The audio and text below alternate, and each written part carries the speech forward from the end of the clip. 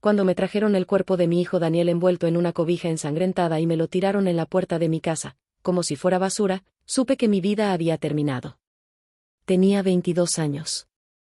Trabajaba conmigo en las cocinas del cártel y lo mataron porque escuchó algo que no debía escuchar durante una reunión de los jefes. Yo llevaba 8 años cocinando para el CJNG. 8 años preparando desayunos, comidas y cenas para sicarios, halcones, comandantes y jefes de plaza. 8 años alimentando a los hombres más peligrosos de Jalisco mientras ellos planeaban ejecuciones, levantones y masacres en las mismas mesas donde yo les servía el pozole. Me pagaban bien. Me trataban con respeto. Me decían Doña Consuelo y me besaban la mano como si fuera su madre. Pero cuando mi hijo cometió el error de estar en el lugar equivocado, en el momento equivocado, no dudaron ni un segundo en cortarle el cuello y aventarlo en mi puerta como advertencia. Esa noche, mientras lavaba la sangre de Daniel del piso de cemento. Mientras cerraba sus ojos, que todavía tenían el terror grabado. Mientras le rezaba a la Virgen de Zapopan pidiéndole fuerzas para no morirme yo también de dolor. Tomé una decisión que cambiaría todo. Iba a seguir cocinando para ellos. Iba a seguir sonriéndoles, sirviéndoles, tratándolos como reyes. Pero uno por uno, los que participaron en la muerte de mi muchacho iban a pagar. Mi nombre es Consuelo Ramírez Vázquez. Tengo 50 años. Y en los últimos 2 años vi caer a 14 sicarios del cártel Jalisco Nueva Generación. Usando la misma cocina que ellos me habían enseñado a amar. Esta es mi confesión. Nací en un pueblo llamado San Martín de Bolaños, en el norte de Jalisco, donde la sierra se levanta tan alta que parece tocar el cielo y las nubes se quedan atrapadas entre los picos como algodones olvidados por Dios. Era un pueblo pobre. Olvidado por todos los gobiernos que han pasado por este país. La gente vivía de la milpa raquítica, del ganado flaco que pastaba entre las piedras y de los milagros que le pedíamos a la Virgen de la Asunción cada domingo en la iglesia del pueblo. Mi padre se llamaba Refugio Ramírez. Era campesino de los de antes. De esos que se levantan cuando todavía está oscuro y se acuestan cuando ya salieron las estrellas. Tenía las manos callosas como piedras de río y la espalda doblada de tanto cargar costales de maíz. Nunca fue a la escuela. Apenas sabía escribir su nombre. Pero era el hombre más sabio que he conocido. Me enseñó que la dignidad no se compra con dinero y que el trabajo honrado es la única herencia que vale la pena dejar. Mi madre era Soledad Vázquez, y era la mejor cocinera de toda la región de los Altos de Jalisco, según decían los que probaban sus guisados. La gente venía desde pueblos lejanos para encargarle comida para sus bodas, sus bautizos y sus fiestas de 15 años. Su mole negro era famoso en 5 municipios a la redonda. Y sus tamales de elote eran tan buenos que el cura del pueblo decía que debían ser pecado, porque daban demasiado placer. Éramos 6 hermanos en total, 4 mujeres y 2 hombres. Yo era la segunda de las mujeres, la que desde chiquita mostró talento para la cocina. Mientras mis hermanas preferían jugar con muñecas o ayudar a mi padre en el campo, yo me pegaba a las faldas de mi madre y no me despegaba del fogón. A los 7 años ya sabía hacer tortillas a mano, palmeándolas con el ritmo exacto que mi madre me había enseñado. A los 10 preparaba el mole para las fiestas del pueblo, tostando los chiles en el comal hasta que se ponían negros y soltaban ese aroma que te hacía llorar y salivar al mismo tiempo. A los 12 cocinaba sola para toda la familia cuando mi madre se enfermaba de sus achaques, que eran frecuentes por el trabajo duro de toda una vida. La cocina era mi mundo. Mi refugio. El único lugar donde me sentía verdaderamente poderosa. En la cocina yo mandaba. En la cocina yo decidía qué sabores se mezclaban, cuánta sal llevaba cada guiso, cuánto tiempo se dejaba hervir el caldo. Era mi reino pequeño. Mi territorio sagrado. Mi madre me enseñó todo lo que sabía con la paciencia de una santa. Me enseñó a seleccionar los mejores chiles en el mercado, apretándolos suavemente para sentir su textura y oliéndolos para detectar su frescura. Me enseñó a tostar las especias en el comal de barro hasta que soltaran su aroma más profundo. Ese momento exacto en que el comino, el clavo y la pimienta explotan en fragancia. Y si te pasas un segundo, ya se quemaron y arruinaste todo. Me enseñó a preparar el nixtamal con la cantidad exacta de cal para que la masa quedara suave pero firme, ni chiclosa ni quebradiza. Pero lo más importante que me enseñó fue esto. Cocinar no era simplemente mezclar ingredientes siguiendo una receta. Cocinar era un acto de amor. Una forma de comunicarse sin palabras. Una manera de darle a la gente algo de ti mismo en cada bocado. La comida es amor, Consuelo, me decía mientras removía una olla de mole negro. Cuando cocinas para alguien, le estás entregando un pedazo de tu corazón. Por eso, según ella, había que cocinar siempre con cariño. Nunca con rabia. Nunca con prisa. Nunca pensando en otra cosa. La comida siente lo que tú sientes. Y la gente lo sabe, aunque no pueda explicarlo. Esas palabras se me quedaron grabadas en el alma para siempre. Aunque años después las traicioné de la manera más terrible que se pueda imaginar. Me casé a los 18 años con Ramiro Delgado, un muchacho del pueblo vecino que trabajaba como chofer de camiones de carga. Era buen mozo, Ramiro. Alto, moreno, con una sonrisa que me derritió desde la primera vez que lo vi en una fiesta patronal. Bailamos toda la noche. Me robó un beso detrás de la iglesia y, 3 meses después, le pidió mi mano a mi padre con todo el formalismo que se usaba en el pueblo. Así fue como dejé la sierra y me fui a vivir con él a Guadalajara. Decían que en la ciudad había oportunidades. Decían que allá la gente que trabajaba duro podía salir adelante. Los primeros años fueron terriblemente duros. Vivíamos en un cuartito de lámina en la colonia Oblatos. Un solo espacio donde cocinábamos, dormíamos y guardábamos todas nuestras pertenencias. No teníamos dinero más que para lo básico. Ramiro manejaba camiones de lunes a sábado, a veces semanas enteras sin volver a casa, recorriendo carreteras de Guadalajara a Monterrey, a México, a la frontera. Yo me quedaba sola en ese cuartito, extrañando mi pueblo. Lloraba por las noches cuando nadie me veía, preguntándome si había cometido un error al dejar todo por seguir a un hombre. Busqué trabajo donde pude para ayudar con los gastos. Lavé ropa ajena hasta que se me agrietaron las manos de tanto tallar. Limpié casas de gente rica que me miraba como si fuera un mueble más. Cuidé niños ajenos por unas cuantas monedas. Fue entonces cuando recordé las palabras de mi madre. Recordé que mi talento para la cocina podía ser mi salvación. Empecé vendiendo tamales en la esquina de la vecindad donde vivíamos. Solo los fines de semana al principio. Me levantaba a las 3 de la mañana para preparar la masa, moler los chiles y envolver cada tamal con el cuidado que mi madre me había enseñado. A las 6 ya estaba en la esquina con mi bote humeante, esperando a los primeros clientes que salían a trabajar. Mis tamales eran diferentes. Más grandes. Más sabrosos. Con más carne y menos masa.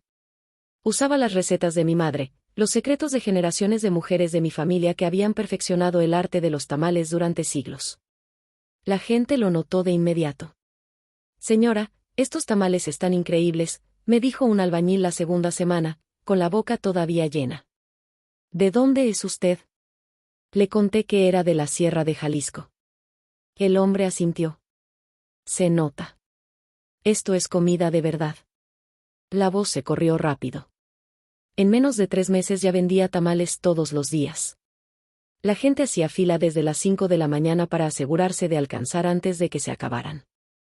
Tuve que empezar a preparar el doble. Luego el triple. Después agregué gorditas, sopes, quesadillas y tacos de guisado.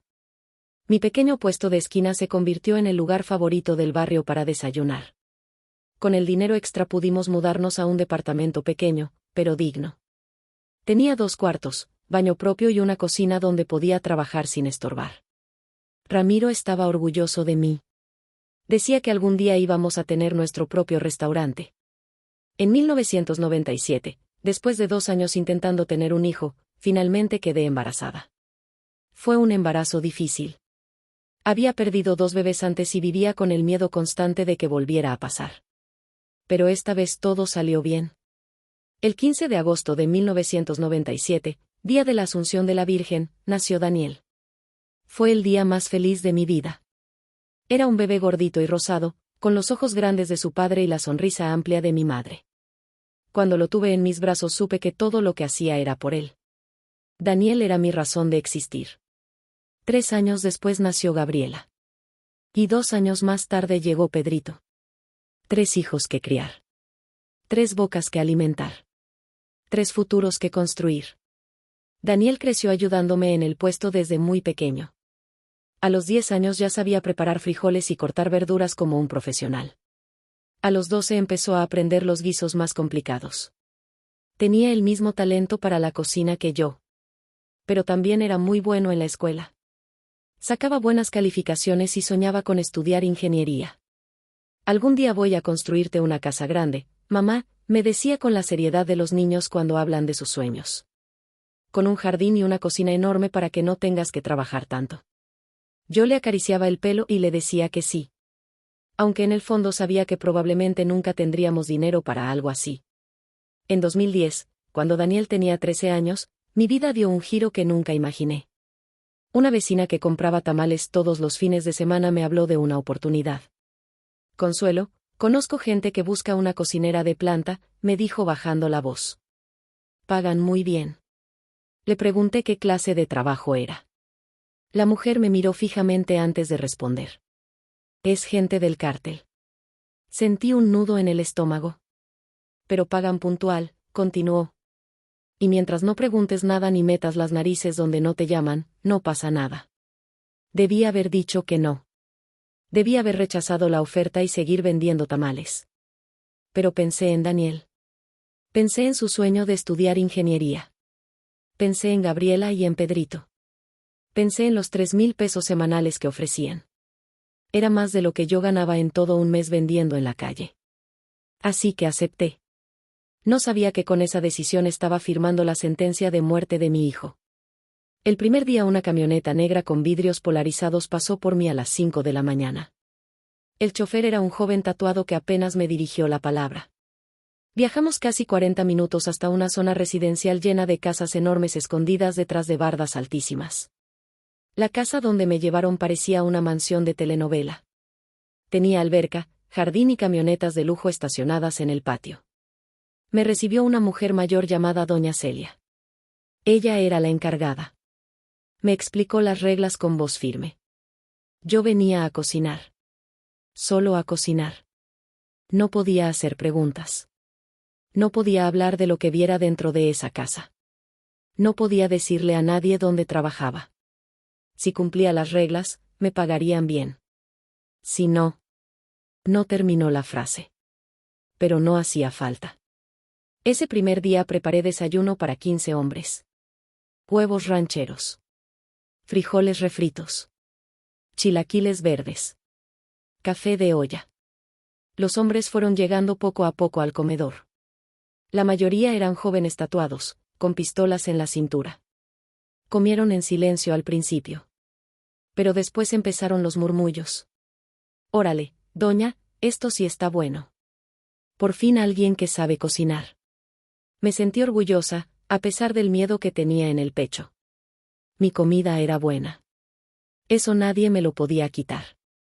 Los meses siguientes aprendí a moverme en ese mundo extraño. La casa era lo que ellos llamaban casa de seguridad. Un lugar donde los sicarios descansaban entre trabajos. Donde los jefes se reunían para planear operaciones. Yo llegaba a las 6 de la mañana y me iba a las 8 de la noche. Cocinaba, servía, limpiaba y me marchaba a casa con el dinero en la bolsa. Era el precio de la supervivencia. Los años pasaron. El cártel crecía como un monstruo imparable. Y yo seguía cocinando para ellos. Fingiendo que no veía nada. Fingiendo que no escuchaba nada. Hasta que un día cometí el peor error de mi vida. Le conseguí trabajo a Daniel en ese mismo lugar. Daniel tenía 19 años cuando me pidió que lo dejara trabajar conmigo. Yo no quería. Durante años había mantenido mi trabajo en secreto. En casa solo decía que cocinaba para una familia rica que necesitaba ayuda en su cocina. Pero Daniel ya era un hombre. Y era más inteligente de lo que yo pensaba. Una tarde, mientras lavábamos los trastes en la cocina del departamento, me miró fijamente. Mamá, me dijo. Yo sé que no trabajas para una familia normal. Sentí que el corazón se me detenía. ¿De qué hablas? Respondí, intentando sonar tranquila. Daniel suspiró. He visto las camionetas que te recogen algunas veces, he escuchado cómo hablan los hombres cuando vienen a pagarte, no soy tonto. Me quedé en silencio. Durante unos segundos pensé en seguir negándolo todo. Pero sus ojos eran los de su padre, firmes, directos, imposibles de engañar. Es gente peligrosa, hijo, admití finalmente. Pero a mí me respetan. Yo solo cocino. Daniel no se asustó. Al contrario. Entonces déjame ayudarte, dijo. Puedo lavar trastes, cortar verduras, cargar cosas, lo que sea. Negué con la cabeza de inmediato. No. Ese lugar no es para ti. Pero Daniel insistió durante semanas. La universidad se había vuelto muy cara. Yo apenas podía pagar sus libros y el transporte. Una noche lo encontré sentado en la sala con las cuentas extendidas sobre la mesa. Mamá, no puedes sola, dijo en voz baja. Si trabajo contigo unos meses, puedo ahorrar para la escuela. Quería decir que no. Quería protegerlo. Pero también quería verlo cumplir su sueño. Ese fue el error que nunca me perdonaré. Hablé con doña Celia unos días después. Le dije que mi hijo necesitaba trabajo. Ella me miró largo rato antes de responder. Si entra aquí, Consuelo, entra bajo tus reglas. ¿Qué quiere decir eso? Que si comete un error, tú respondes por él. Acepté. Nunca imaginé el precio de esa decisión. Daniel empezó trabajando solo los fines de semana. Lavaba trastes, acomodaba despensa, ayudaba a preparar ingredientes. Era callado. Respetuoso. Trabajador. Los hombres del cártel lo miraban con cierta simpatía. Tu muchacho es buen chamaco, Consuelo, decían. No habla de más. Con el tiempo empezó a quedarse más días. Aprendió a preparar arroz, frijoles, sopas. Incluso algunos guisos sencillos. Yo lo observaba trabajar y sentía orgullo. Era bueno en la cocina. Muy bueno. Pero también veía cómo su mirada cambiaba. Cómo empezaba a escuchar conversaciones que no debía escuchar. Cómo su curiosidad crecía cada día. No pongas atención a lo que dicen, le advertía cuando regresábamos a casa. Aquí solo venimos a trabajar. Daniel asentía. Pero los jóvenes siempre creen que el peligro está lejos. Hasta que lo tienen enfrente. El día que todo se arruinó fue un miércoles por la tarde. Había una reunión importante en la casa. Llegaron varios jefes de plaza y comandantes. La atmósfera estaba tensa. Yo estaba en la cocina preparando carne en su jugo y tortillas recién hechas cuando escuché que Daniel entraba al comedor con una charola. No le di importancia. Era parte de su trabajo. Pero unos minutos después escuché un grito. ¿Qué haces aquí, cabrón? Salí corriendo de la cocina. Daniel estaba parado junto a la mesa. Pálido. Inmóvil. Frente a él, un hombre enorme con barba y pistola en la cintura lo miraba con furia. Solo vine a dejar las tortillas, balbuceó Daniel. El hombre lo observó durante unos segundos. Luego miró a los demás. Este chamaco escuchó todo. El silencio que siguió fue como una losa cayendo sobre mi pecho. Sentí que el mundo se me venía encima. Corrí hacia ellos. Perdón, patrón, dije casi sin voz. Es mi hijo. No sabe nada. El hombre me miró con frialdad. Demasiado tarde para eso. Uno de los jefes levantó la mano. Tranquilos. Es solo un muchacho. Pero el hombre barbudo negó con la cabeza. Escuchó nombres. Escuchó lugares. Daniel empezó a temblar. Yo no voy a decir nada, se los juro, dijo con desesperación.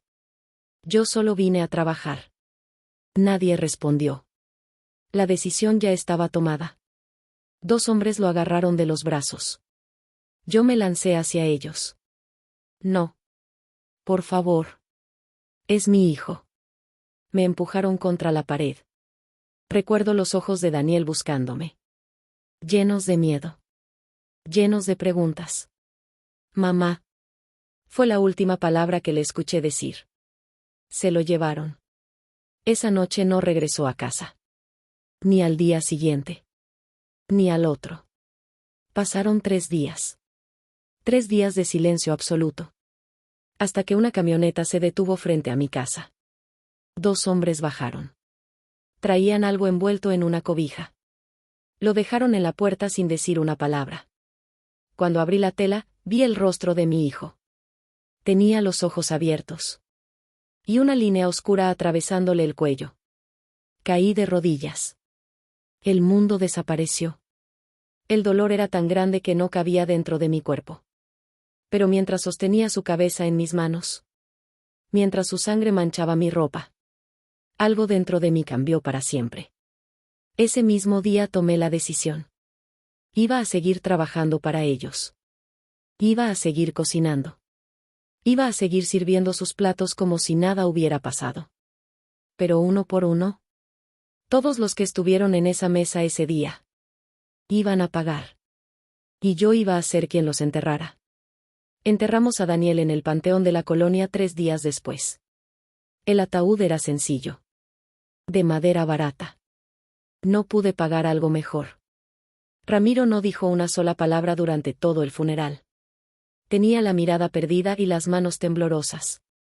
Gabriela lloraba abrazada a mí.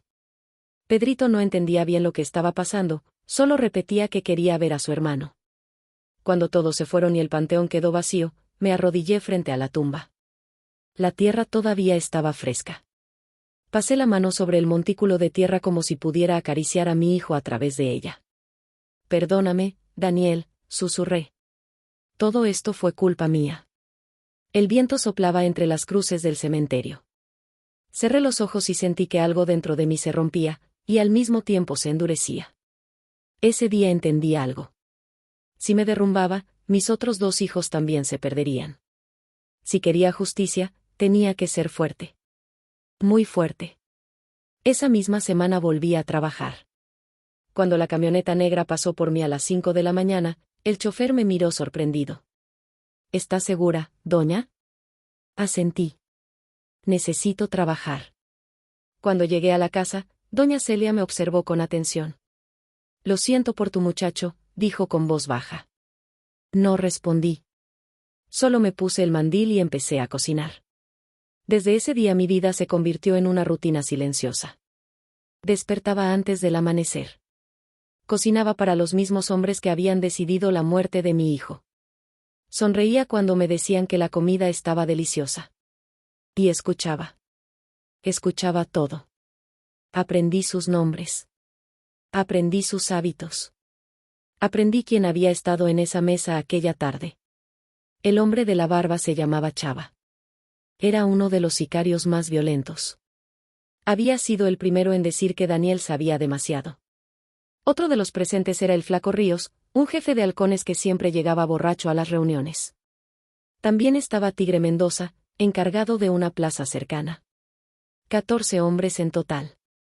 14 hombres que habían escuchado la acusación contra mi hijo. 14 hombres que no dijeron una sola palabra para salvarlo. No tenía armas. No tenía fuerza. No tenía poder. Pero tenía algo que ellos jamás sospecharían. Tenía su confianza. En la cocina yo era invisible. La mujer que servía comida. La que nadie veía. La que nadie temía. Eso me dio tiempo para pensar. Para planear. Para recordar cada planta, cada hierba y cada remedio que mi abuela usaba cuando alguien se enfermaba en el pueblo. En la sierra hay plantas que curan. Pero también hay plantas que pueden enfermar a un hombre, si no se usan con cuidado. No voy a decir cuáles. Solo diré que la naturaleza tiene maneras extrañas de equilibrar las cosas. La primera vez que pasó fue casi un accidente. Chava, el hombre de la barba, llegó una mañana pidiendo huevos rancheros. Pero bien picosos, doña, dijo riéndose. Como me gustan. Yo asentí. Preparé el desayuno como siempre. Huevos fritos. Salsa roja. Frijoles refritos. Nada diferente a cualquier otro día. Chava se sentó en la mesa y empezó a comer con gusto. Carajo, Consuelo, dijo con la boca llena. Esto está buenísimo. Yo sonreí. Como siempre. Esa misma tarde empezó a sentirse mal. Dolor en el estómago. Sudor frío. Debilidad. Pensaron que era una infección. Lo llevaron al hospital. 3 días después murió. Los hombres dijeron que había sido mala suerte. Que algo le había caído mal. Nadie sospechó de la cocina. Nadie sospechó de mí. Esa noche, cuando llegué a casa, me senté sola en la cocina. Miré mis manos. Las mismas manos que habían alimentado a mi familia durante años. Las mismas manos que habían preparado miles de platos con amor. Ahora temblaban. No sabía si sentir alivio o miedo. Pero cuando cerré los ojos vi el rostro de Daniel. Y recordé la línea oscura en su cuello. Entonces entendí que ya no había vuelta atrás. El segundo fue el flaco Ríos. Siempre pedía caldo de res cuando llegaba de madrugada después de beber toda la noche. Decía que era lo único que le quitaba la cruda. Una madrugada de diciembre llegó tambaleándose. Doña, necesito su famoso caldo, dijo riéndose. Se lo serví. Humeante. Con verduras frescas y carne suave. Bebió 2 platos completos. Al día siguiente no pudo levantarse de la cama. 3 días después también estaba muerto. Los hombres empezaron a murmurar. Decían que algo extraño estaba pasando. Pero nadie imaginaba que el peligro estaba en la cocina. Porque yo seguía siendo Doña Consuelo. La cocinera amable. La mujer que los llamaba mijo.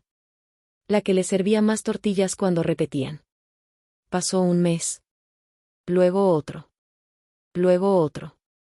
Uno por uno, los hombres que habían estado en aquella mesa empezaron a enfermarse. Algunos tardaban semanas. Otros solo días. Los doctores hablaban de infecciones, fallas orgánicas, mala suerte. Pero yo sabía la verdad.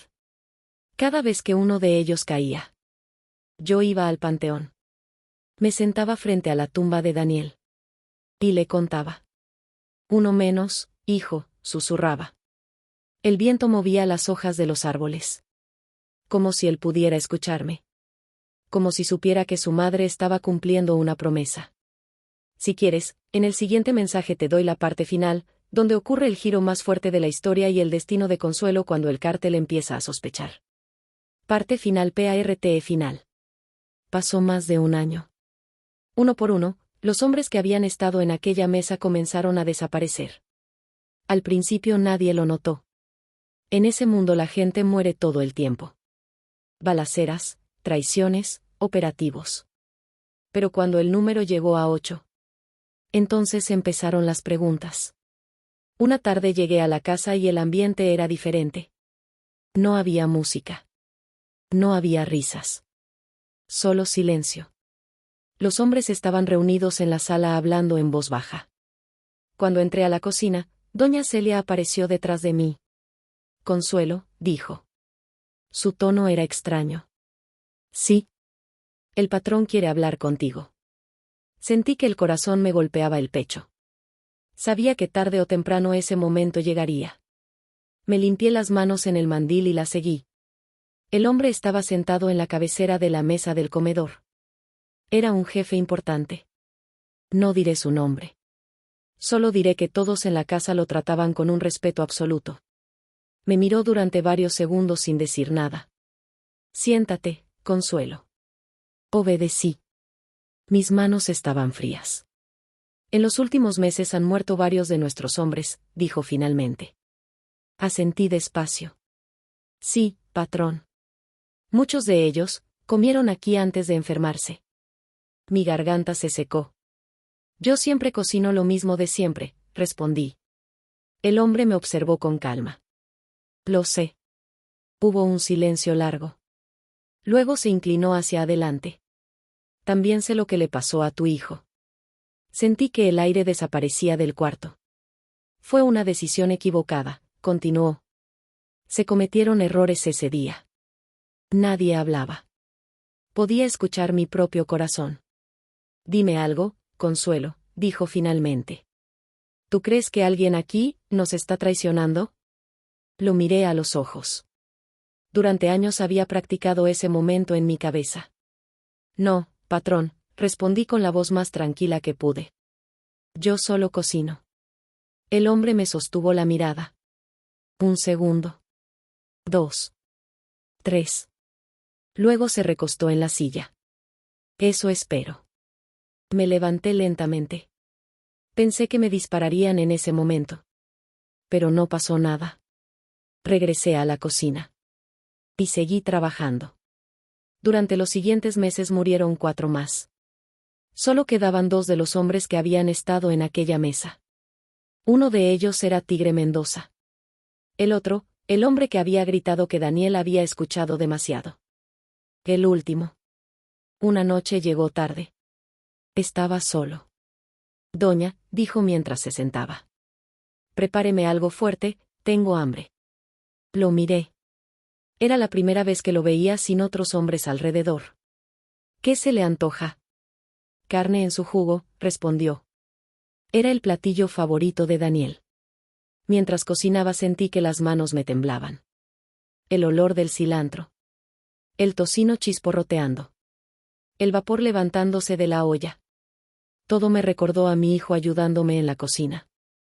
Cuando el plato estuvo listo lo llevé a la mesa. El hombre empezó a comer. Usted cocina como los ángeles, Consuelo, dijo. No respondí. Lo observé terminar el plato. Luego pidió otro. Cuando terminó se levantó y se fue. 3 días después también estaba muerto. Esa noche fui al panteón. La luna iluminaba la tumba de Daniel. Me senté frente a la cruz de madera. Ya terminó, hijo, susurré. El viento soplaba suave entre los árboles. Todos los que estaban ahí, ya no están. 14 hombres. 14 nombres. 14 historias que terminaron en silencio. Pasé la mano sobre la tierra. Por primera vez en 2 años sentí que podía respirar. Pero la paz duró poco. 2 semanas después, cuando salía del mercado con las bolsas de comida. Una camioneta negra se detuvo frente a mí. La puerta se abrió. Un hombre bajó. Consuelo Ramírez, dijo. No era una pregunta. Era una afirmación. Sí. Tiene que venir con nosotros. Miré alrededor. La gente seguía caminando como si nada. Sabía que ese momento llegaría tarde o temprano. Subí a la camioneta sin decir una palabra. Mientras el vehículo arrancaba, pensé en Daniel. Pensé en su sonrisa. En sus sueños. En la casa con jardín que quería construir para mí algún día. No sabía si iba a morir. Pero una cosa sí sabía. Había cumplido mi promesa. Y por primera vez desde aquella noche. El dolor dentro de mi pecho era un poco más ligero. Porque una madre puede perderlo todo. Pero hay algo que jamás pierde. La memoria de su hijo. Y la justicia que nace del amor. Aunque llegue vestida de silencio.